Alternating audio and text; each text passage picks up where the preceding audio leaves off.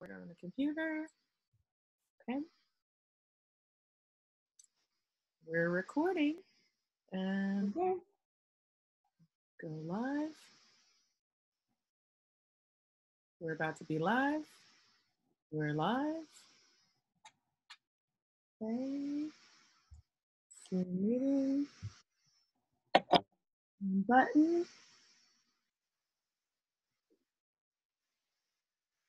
Alrighty, I'm just going to check on Facebook to make sure that we are live. Okay. I might actually be able to do this without my techie person. I'm like, it's amazing how much we've learned so fast, right? Okay, so we're on. Okay. So good. What is this? This is afternoon. Mm-hmm. Good afternoon, everyone. This is Attorney Robyn McCoy with Robyn Legal, and we have Attorney Arriane Slay, who is a candidate for the Washtenaw County Prosecutor's race. So, Arriane, welcome.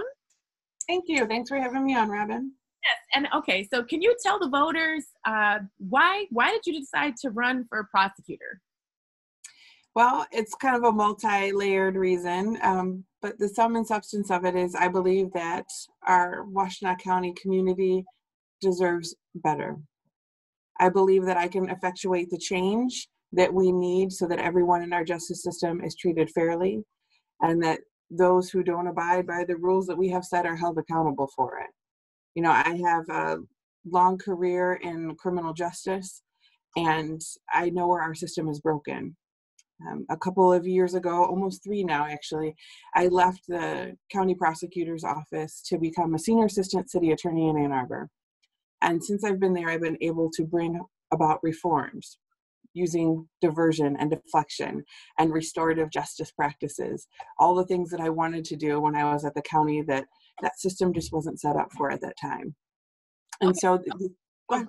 No, go ahead with what you're saying. No, so, you know, I want to bring this blueprint back to the county and expand the program so that we are working on criminal justice reform and we can have a system that we're actually proud of here in Washtenaw.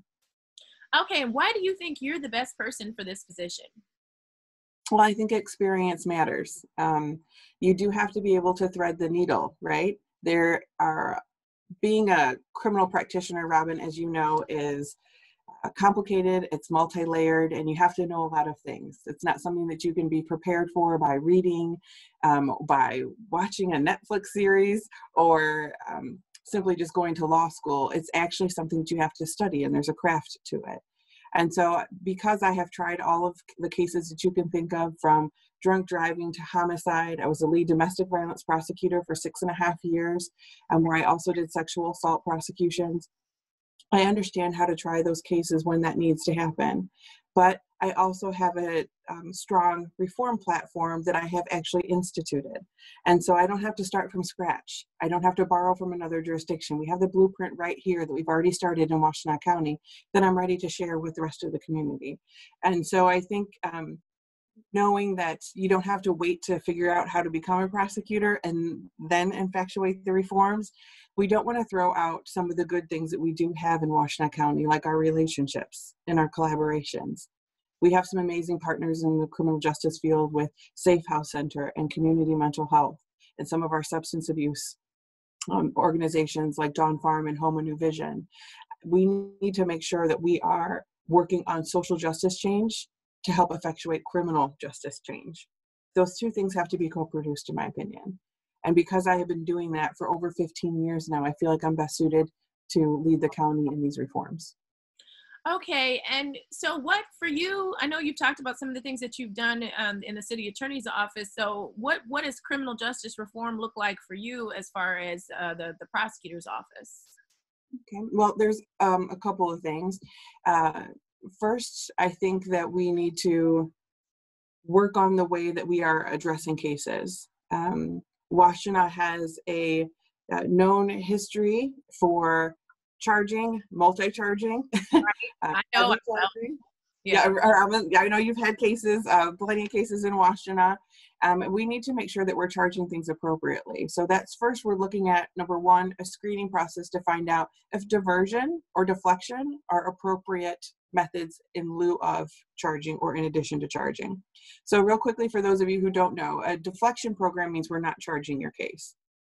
So I'm very happy to be endorsed by Sheriff Clayton. And one of the programs that Sheriff Clayton and I are very proud of that's coming soon to Washtenaw County that's already funded by the last mental health millage we have is the LEAD program. And that's Law Enforcement Assisted Diversion. And what that means is that if you come to the criminal justice system and you are in crisis for mental health, substance abuse, or both, that we will hold your criminal warrant in abeyance as long as you are not a danger to the community and allow you to seek treatment. If you seek treatment, you can show a demonstrated commitment to your recovery, whatever that looks like, and success is different for different people, and work in a community program, then as a prosecutor, I will agree not to charge your case. So that's deflection. Now, diversion means that we have charged your case and things have changed. Maybe when we first have contact with you, you're not ready to go to a treatment program. You're not ready, and you have to be ready for those to work. You're not ready to seek help for your substance abuse addiction. Or we have a victim of a crime who maybe isn't ready to look at restorative justice principles or victim and offender conferencing. And fast forward 2 months down the line and we have a prosecution going and we decide that diversion, after working with a criminal defense attorney like yourself, Robyn, where you could say, I think this is an opportunity for us to divert this case, and we work together. We find out what the root cause of why somebody became justice involved, come up with a community plan, and then we continue. We can put a pin in the prosecution and we dismiss the case at some point. And the third, and I think this is, I think I'm the only candidate that actually sees that accountability is a part of restorative justice. Okay. And so I believe that you can also use these same principles after a conviction. Regardless of an outcome, everyone has a stake in what happens afterwards, whether that is the person who was convicted, the victim, the community. We all have a part in that. And so, and I will give you an example. When I was a young prosecutor, I was doing one of my first homicide cases, and a young lady was giving her victim impact statement. And she was telling us about how her life was going to be without her mama. And it was very heart-wrenching. It was very hard to hear. And there was a lot of sobbing going on in the courtroom, as one can imagine, in something like this. And I did take the opportunity to turn around. And when I did that, I saw the defendant's mom and the victim's other children were holding each other. Okay. And I said, wow, that's really something. And I said, this mom is never going to get to hold her son again either. She was losing him, and he was going to the Department of Corrections, where he was likely to spend the rest of his natural life. And these kids are never going to get to hug their mom again. Right. As many victims as I've had contact with, Robyn, which have been thousands over the years, is that nobody ever really feels fulfilled by the criminal justice system. And you know what that's like when you, after a sentencing, they're like, okay, we're all done. Everybody's better now. I mean, that's ridiculous to think that it works like that. And so restorative justice is the concept where we use accountability, atonement, and type of planning so that people feel like they're healing from the situation.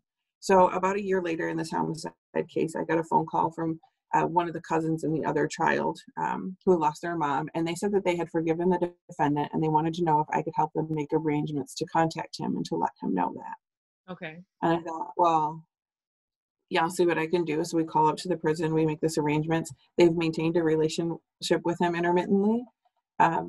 I believe that even though he's never going to be returning to our community, his quality of life matters too.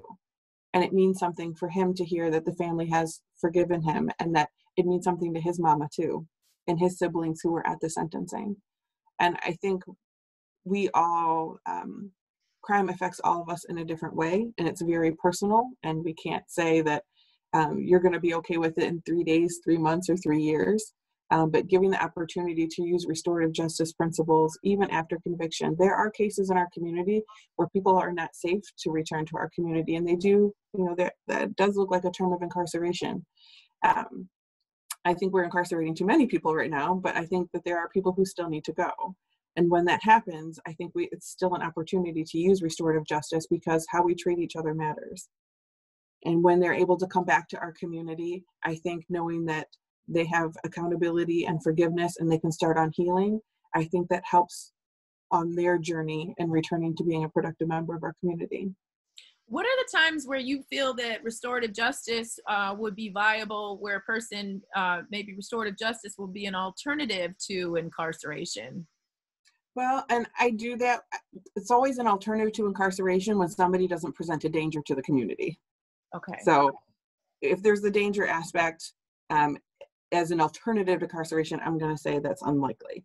But, I use it right now in my city cases. And we have I don't have the type of felony cases and such that I used to when I was at the county prosecutor's office, but we have them for disorderly and assaults, things of that nature, where we can actually sit down with victim offender conferencing and come up with a different plan that doesn't include incarceration or probation.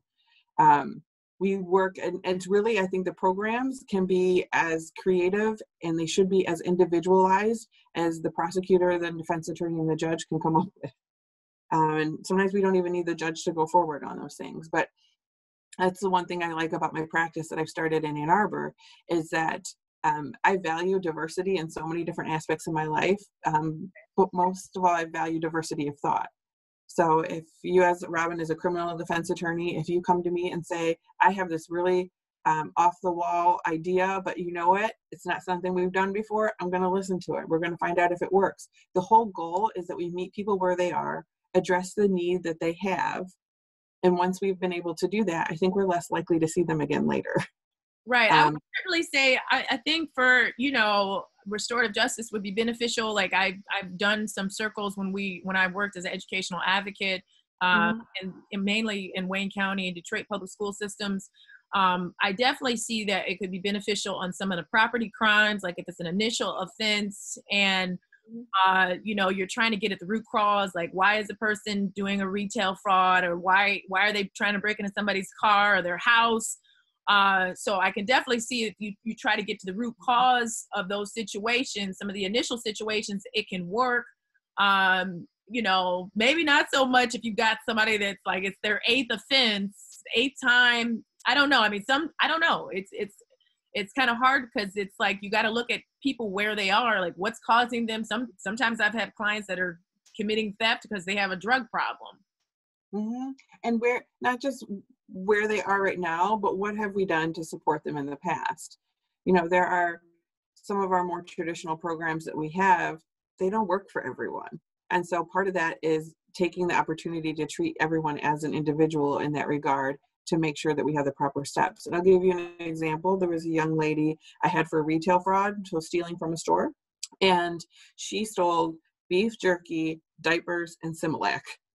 Okay. And I'm like, and we're not talking about, lip gloss from Sephora or something like that. That was an impulse. That's probably a different issue. This young lady, I talked to her. She was unrepresented. She tells me that she never thought she was going to be a young mom.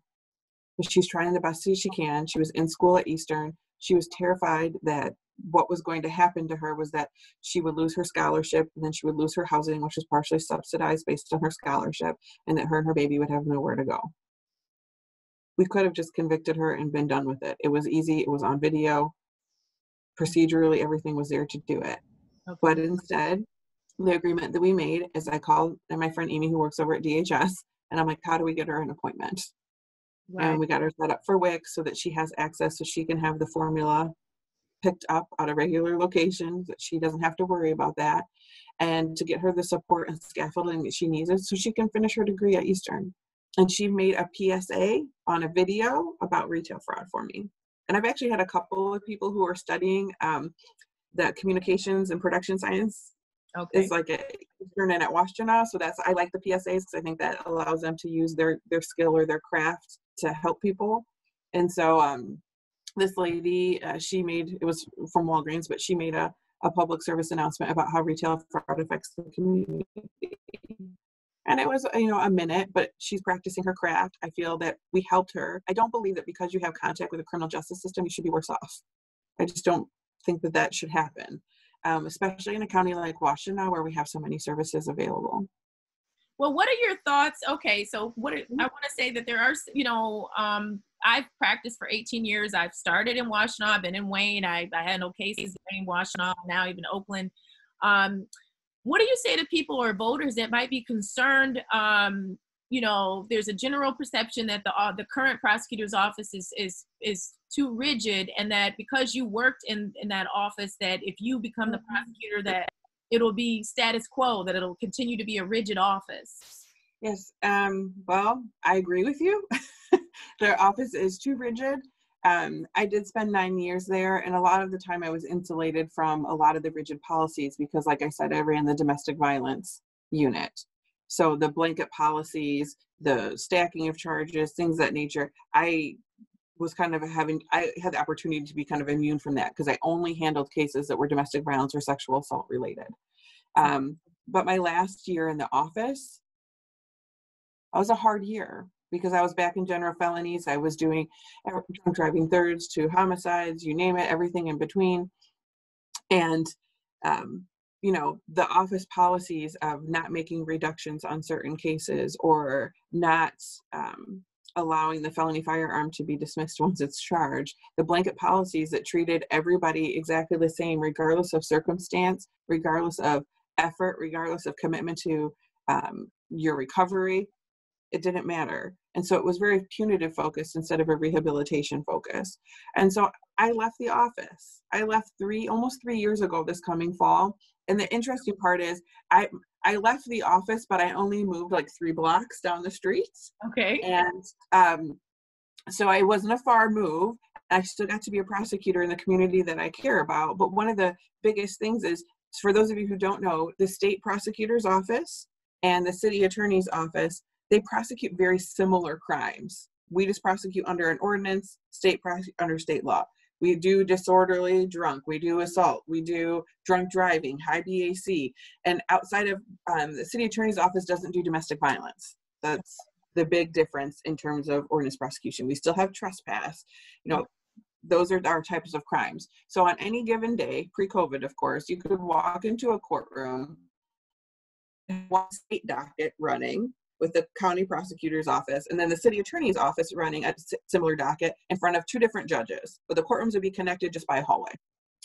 And if I wanted to, when I came over to the city attorney's office, I could have kept all of the same policies and procedures. I didn't have to start any new programs that was not required of me in my new job. I could have had Mackey's Office 2.0 if I wanted to, and it would have been super easy because I knew all the rules and regulations and everything else. But that's not the kind of prosecutor that I wanted to be. And I believed that if I could try these reforms out, tailor make them to Washtenaw County, that I would have a blueprint to at some point be able to go back and share these successful stories. Because I believe if we address root cause of why somebody becomes justice involved at the very beginning, we're less likely to see them in that shooting case later, in that robbery case later, and they're also less likely to be a victim of a crime. Okay.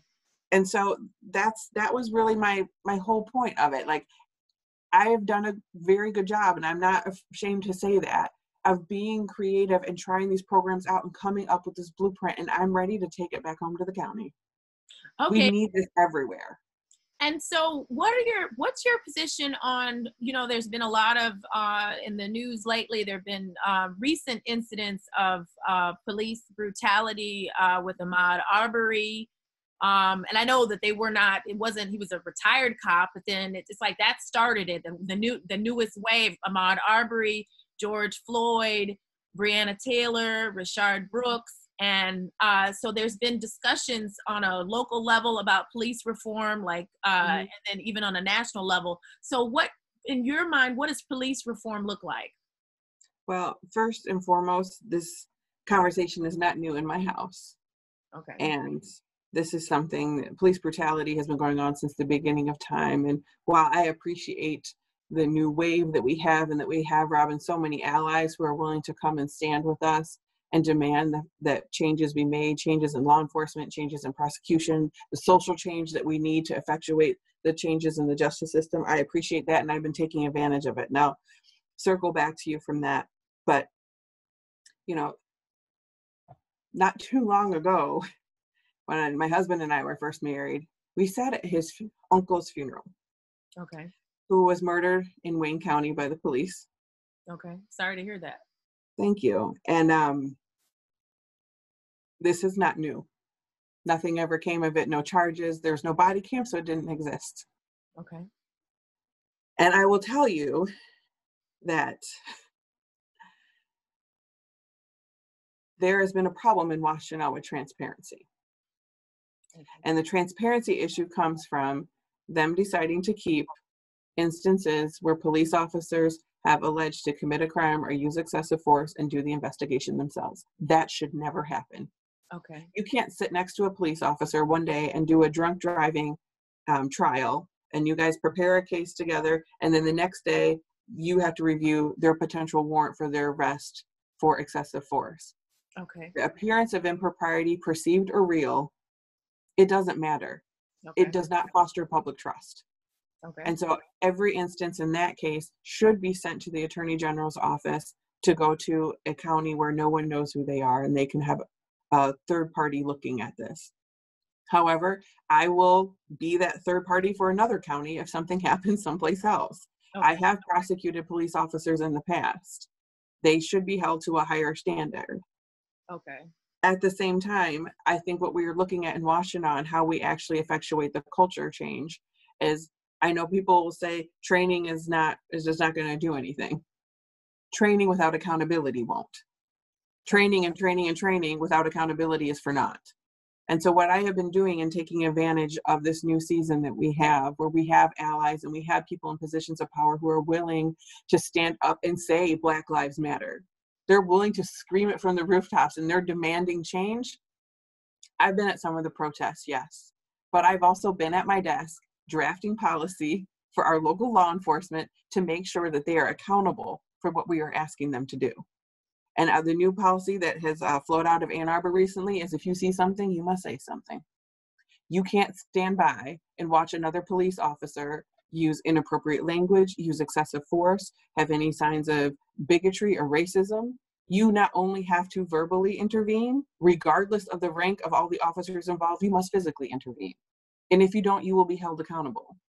When we don't have policies like this, we can't get rid of the officers when they show signs of unbecoming conduct. We could try to fire them, they'll come right on back. So we need to have policies in place. And as the chief law enforcement officer, I will encourage all of our police agencies to have policies like this that will support the training efforts that we are making. We need to be able to hold them accountable for what we ask them to do. Okay. That's how we change a culture. And what's your position on qualified immunity? So qualified immunity has been used in absolutely horrible situations where police officers, or even in some cases prosecutors, do horrible things and allow them to get away with it. Okay. That shouldn't be the case. Okay. You know, and if we're looking at people who are making honest charging decisions and that they are doing what they believe is right in the interest of justice, and the facts come out differently later, that's what qualified immunity is for. It's not for people who are going to abuse and misuse the law or to allow people to get away with heinous acts of racism and indignation. That is not what the justice system should be for. So I don't believe it should apply in every situation. But I think we're a few short cases away on being able to change that. Right. I mean, I think, you know, I, as you do, I work in the courts and I do my program on what to do when stopped by the police. I have friends that are police officers. I certainly think that most officers are good, but there are bad apples. And I think that if you got rid of the qualified immunity, you know, if you said, okay, you're going to have some consequences if you brutalize some folks, Black men, women, and children, other folk.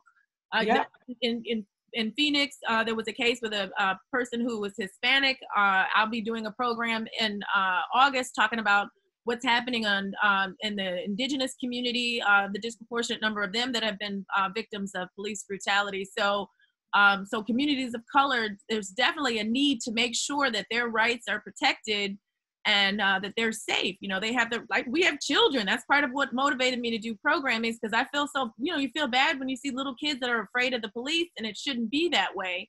And so what the next question I'll ask you is, what do you think, you know, you've seen the protests, people are very upset, and there's been this discussion about defunding the police. So how do you feel about that? Or what does that mean to you? I first will ask you Okay. to. Well, I think a lot of people have a misconception, and they think when you hear defunding the police, that means like get rid of police, or the, police abolishing them in the community. That's not actually what it means. And how I think it actually works is that we're saying we need to use some of our police resources that we have allocated for them to improve social change. Because if we are doing things, social change, if we are ending the school to prison pipeline, if we are providing affordable housing, access to education, access to mental health and overall health services, we're less likely to see justice involvement. That is not rocket science.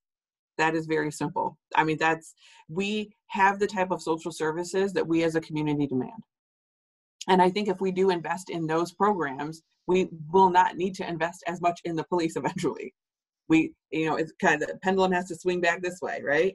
Social service, heavy funding. And then it's really, I was doing some research not too long ago on an issue for my day job as a assistant senior city attorney. And one of our, I think he was a council member, I don't remember if it was council member or school board member in the late 1800s in Ann Arbor. And you want to know what he said? He said, well, we can build a bigger jail, or we can just spend more money in making that second schoolhouse. Right. We're still talking about that. We haven't learned our lesson. Right. So how we invest in our children, how we invest in our families, that matters. And that definitely has bearing on justice involvement, especially for our Black and brown people, especially for our kids, especially for people who, don't have the socioeconomic status that many have. So. Right. No. And when I hear defund the police again, I think there's perceptions, because you have certain folks, some of my people like who are in Detroit, they want the police. They don't feel that there's enough police involvement or to help come in and protect them. And so, and some folks in inner cities, when they hear defund the police, they're like, no, we need the police need to be funded more. There needs to be more supports put into place. So I think when I hear defunding the police, to me, it sounds kind of more like almost like something, a perspective from the suburbs, like somebody from the suburbs talking. It's nice if you're in the suburbs and you don't have crime going on, but if you're in the inner city, or if you're in an environment that's a high crime area, defunding the police that's not necessarily the way that you're going to want to go. I know that, and I saw in Camden, New Jersey, they did what they called it defund the police, but it was actually, they didn't get rid of the police department. They reconditioned, retrained them, reprogrammed them, demilitarized them, and made them to be more as guardians of the community. And that's what we're, and Robyn, you have to talk about like the systemic racism that's involved in law enforcement in general. And some of those vestiges of over-policing and under-policing, like there could be just as racist. Over-policing in one neighborhood where everybody's getting pulled over for driving while Black.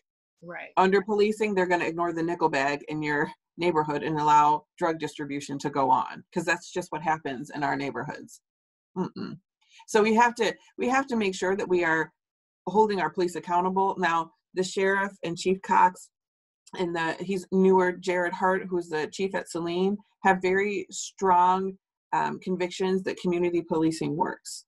So much so that they believe that community engagement units that you have at the police department might be 3 or 4 people or 1 officer in a small department.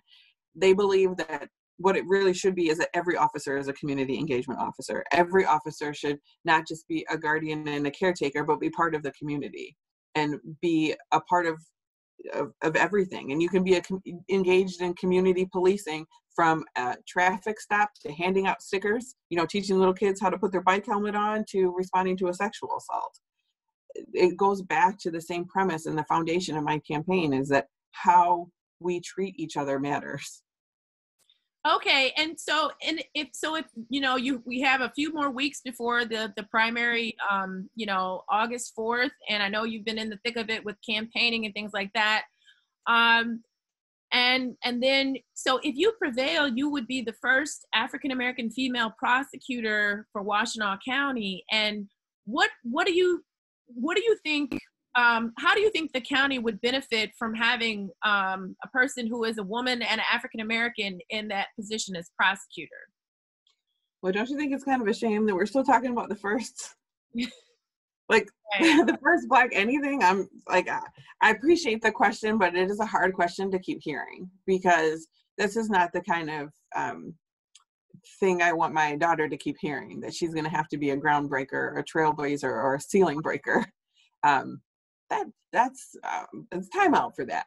But I think I do bring a unique perspective because I understand what it is like to be a Black woman in Washtenaw County. I understand what it's like to be married to a Black man and have Black children.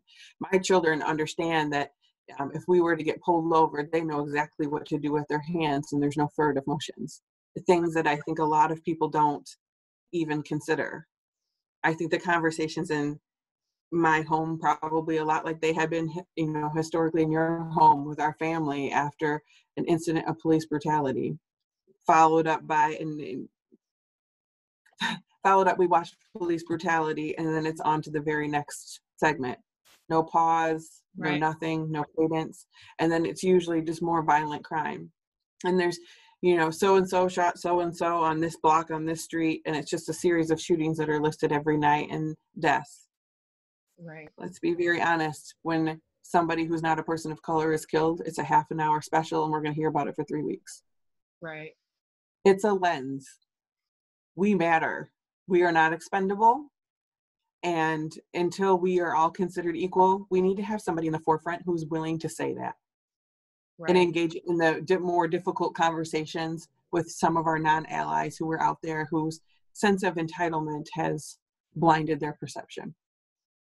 Okay, and so let's say you have the primary, you prevail, you would take office in January. So what are some of the first steps that you would take as the prosecutor for Washtenaw County? Well, I've already started them. So, first and foremost, there needs to be a culture change too in the office of the prosecutor's office. I left and had the opportunity to see how these programs about diversion and deflection have worked, to see how restorative justice can be integrated into a criminal practice. And so they have a lot of training that they need to do as well. And I'll tell you what I did, Robyn. Very early on, almost a year ago, I invited everyone who worked at the prosecutor's office to my mama's house. Even though it was 30 years after high school or some 25 years after high school, she got real excited because she said, all your friends are coming over. I'll make a cookies. And I'm like, you don't have to make cookies, Mom. These are my former colleagues. Oh, everybody likes cookies, Arriane. And she had cookies and lemonade out, and it was really funny. Okay. And I said, this is where we're going. This is what I've been doing since I left the office. For those of you who don't practice in 15th and don't know what's going on, these are the programs I want to bring to the office. And there were some people who, they're not buying it. They're not getting in. I don't wish you bad. I wish you gone. I gave them a year to go find someplace else to find out where they fit in.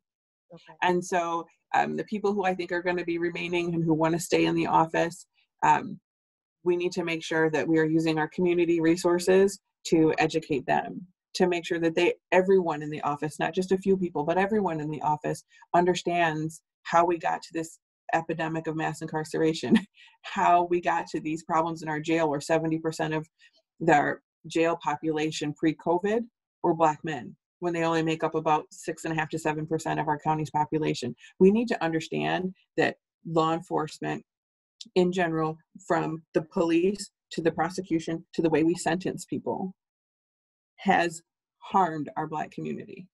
They need to understand that. And then you need to understand, because we have a group of pretty experienced individuals there right now, we need to understand how to thread the needle.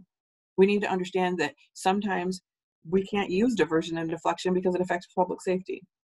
And the difference, the experience that I have, Robyn, is going to be what allows us to make the best decisions for our community. Okay. And so that's, it's super important. I'll tell you, when I was a prosecutor, one of my first days out on the scene, right? I'm like so excited. I'm going to get the duty phone. And my supervisor says to me, in 7 years, you'll feel like you know what you're doing. And I was like, get out of here. 7 years? Like, no, it was about 7 years before you had been through enough experiences that you could handle just about anything that came your way. It's not enough to have theories or to read about it. You actually just have to go through these. These are very unique situations that schooling just can't prepare you for. You'll get the 3 o'clock phone call in the morning. This police officer just shot this person. Or we're roadside right now in New York State, and they'll read you a PAC code, 75082, felonious assault, right? Like we have a 750-82 and you have about 30 seconds to decide if you're extraditing somebody back from the state of New York. Okay. Or we're going to let them go. You have to know those things. You can't just know systems. If you are in that position and you can't mentor the next generation of prosecutors to do everything procedurally perfect, to understand how to try a case, you got to be a trial attorney. Some of these prosecutors are doing 30 and 40 trials a year. And if you can't mentor them and help them work on their craft and help them issue spot and then teach them what the warning signs and flags are that we need to look for when we're looking at community safety issues, you will not be able to help our community. You will hurt us. Okay. And so that's what that experience lends us to. Okay. And then I don't know if you've heard in the news lately, the governor just said that there has to be mandatory implicit bias training for healthcare workers. What is your position on that as far as implicit bias training in the legal profession? Absolutely. And actually I've been working and having lots of conversations with Chief Cox, and he's also been talking to the sheriff about working out a brand new implicit bias training and de-escalation training in our police departments. I'll be very candid. I think we trained them wrong from the beginning. We train our police officers so they are in fear of everyone. That, you know, a 3-pound little Yorkie dog, we're going to train him that dog is a killer. Right. And when you are trained over and over and over in a certain way, you're going to respond in a certain way because we respond the way that we've been trained. And so I think what we're looking at is retraining in an entirely different way. And I always say, because I teach at the police academies, I always say I'm looking for a police officer that has the patience of a kindergarten teacher and the heart of a social worker. That's the kind of cop that I like to work with. I think that's the kind of cop that we all deserve and we should demand right here in Washtenaw County. And there are times when, you know, we want the police officer who is going to be tactically smart, right? There are bad actors out. We have, I remember thinking back to one of my earlier days in the prosecutor's office. There was a gentleman who was coming to Ann Arbor, and he let us know he was coming by way of email beforehand to his ex-wife, and he was going to blow up U of M Stadium. Okay. And he had all the pieces, parts he needed in his car to blow that U of M Stadium up if he wanted to. Okay. And this is probably 10 years ago now. I want the guy who's got or the gal who's got the tactical knowledge on how to stop that car far enough away where just in case there is a bomb and it's going to go off. I want the bomb technician to be able to come in like they did and make sure that that wasn't getting anywhere near anyone else. And so we do need to have those people because unfortunately there are people who want to cause harm to others. Right. But the majority of police contacts, like 99.9% of police contacts, you don't have to have that. So what we should be doing is training them we need to train our bomb technicians, train our dogs, all that good stuff. But what we should be spending more training on, probably 99.9% of our training, should be on community relations and how to respond and de-escalate situations. Yes, when I think about the training, you know, I think about how there's like a black figure and they're shooting at and they're told to shoot at the chest or eliminate the threat. And so it's like, I feel like there's a lot of times they're on autopilot. And, you know, that's why I tell folks if they get stopped, don't make any sudden moves. You know, you've seen situations where people are reaching for their phone and they think it's a gun and they get shot. And that's just unfortunate.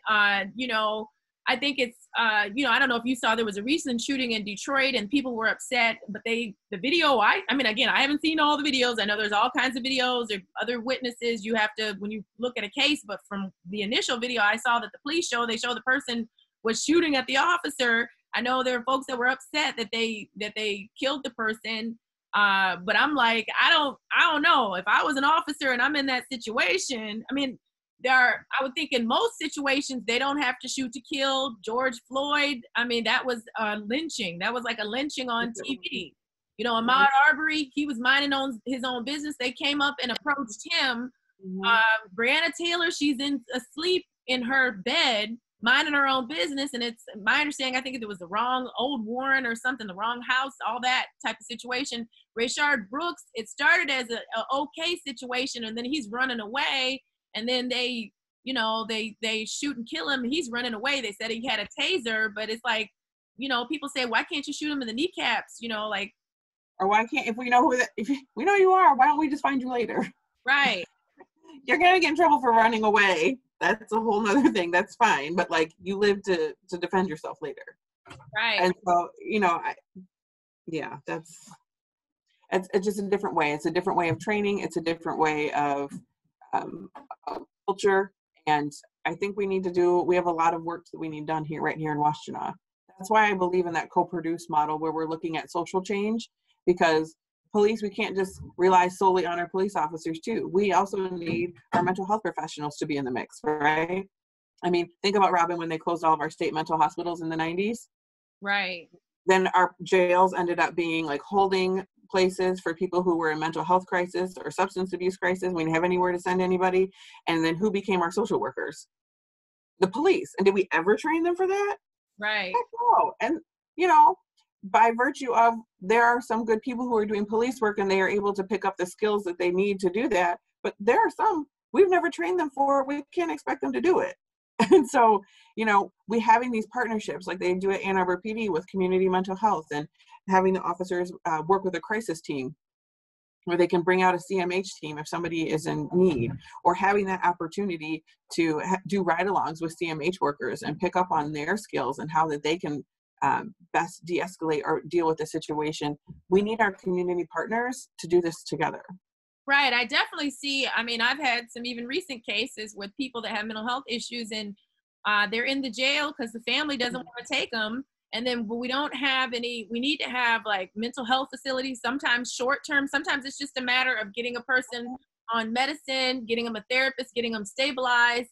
Some people, long term. There's some folks, they need some long term. They don't need to be in the jail or the prison. They need to be in a long-term mental health facility.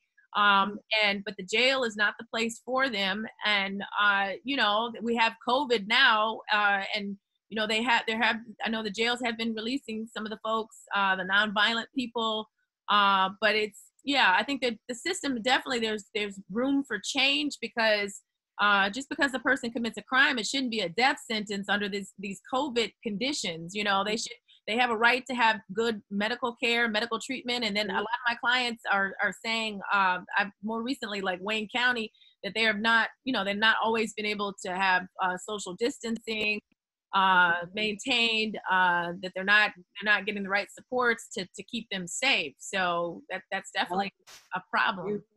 It is a huge problem, because like I said, how we treat each other matters. We treat each other well in the way that we should, then we'll have less issues just in general as a community. We'll have less issues, social issues. We'll have less justice issues. You know, hearing what you just said about, you know, other jails, how we treat each other matters. Right. That's true. Okay. So Arriane, if I'm watching, if I'm a voter and I want to be help with your campaign, like where do I go? Or want to give money, donate, or where do they go? Well, we are down to the wire, so anyone who's willing to help, please join up with Team Slay. You can go to Arriane Slay. It's ARIANNE Slay SLAY.com, and there is a Get Involved button. So you can host a yard sign, which, you know, we have about 1,200 planted right now out in the county, but we could always use a few more. You can sign up for phone banking or literature drops in your own neighborhood. And if you're able to, and only if you're able to or feel so compelled, you can also make a small financial donation. That's really fueled our campaign. Okay. So I would appreciate anyone's help. Or if you have more questions, you can contact me there too. ArianeSlay2020@gmail if you have questions. Or you'd like to hear me talk more about my platform, you can host an individual Zoom and invite your friends and family who, you know, are trying to figure out who yet to vote for. Okay. All right. Well, thank you, Arriane, and good luck. And have a blessed day. You too. Take care. Okay. See you later. Bye-bye.